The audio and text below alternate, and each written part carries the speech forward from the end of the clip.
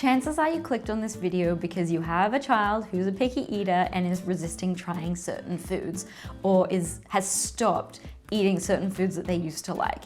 I have a perfect example of this because my 2-year-old is kind of like that, going through this phase that is usually a phase, and when it lasts for a very long time, it's no longer a phase. And I have another video on that I will put in the description and at the end of this video to help you discern if you are in a phase or if your picky eater is actually a problematic eater. So what I want to talk about today is how I got my daughter, the 2-year-old, who is picky, to eat shrimp and salmon. Look, she loved shrimp when she was 9-10 months old. She would just devour them, and now not so much. So recently I made a shrimp and salmon pasta that was delicious, and we were all sitting down to eat it, and she was completely ignoring the fish that were in there. And so I left it. It really, to me, it's not a big deal.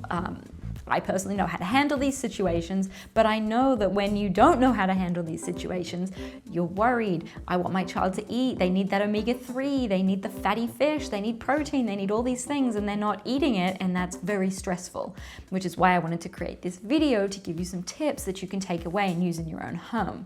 We know that pressuring children doesn't work. Bribing them, have a bite and I give you chocolate, or have 3 more bites before you can leave the table, that doesn't work. And if you've watched any of my other videos, you know that doesn't work.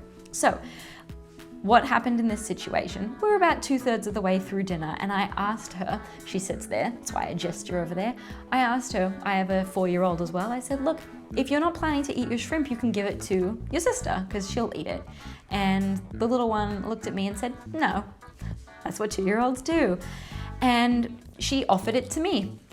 I'm gonna pretend that this is either the salmon or the shrimp.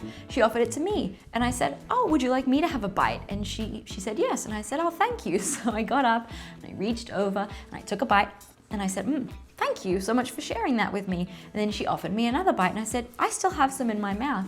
Do you want to take a bite? And she looked at it and she took a bite.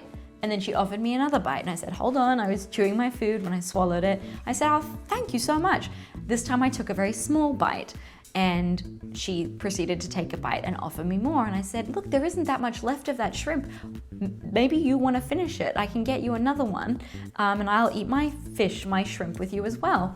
And she just finished eating it and then ended up eating 3 more shrimp without any problems, without sharing it with me.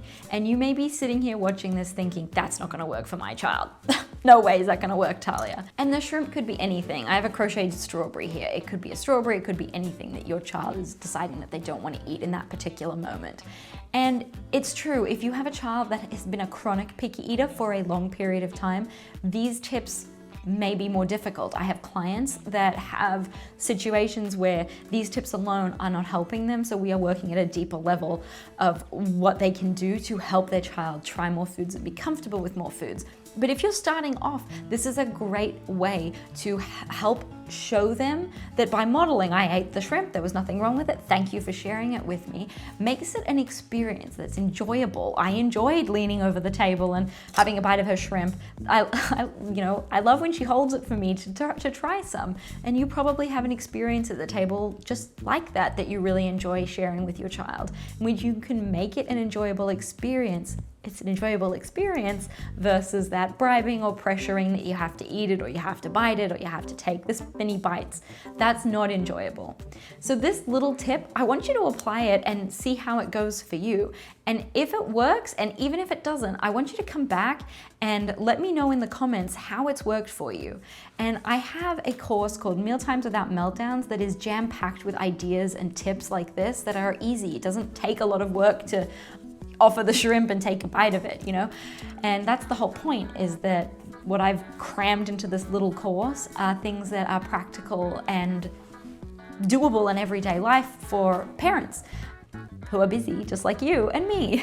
And that's what I've done with this course, is jam-pack very easy and simple strategies in here that parents like you and me who are busy to implement with our kiddos at mealtimes, so that mealtimes can be less stressful for us and for them and more enjoyable for everybody involved.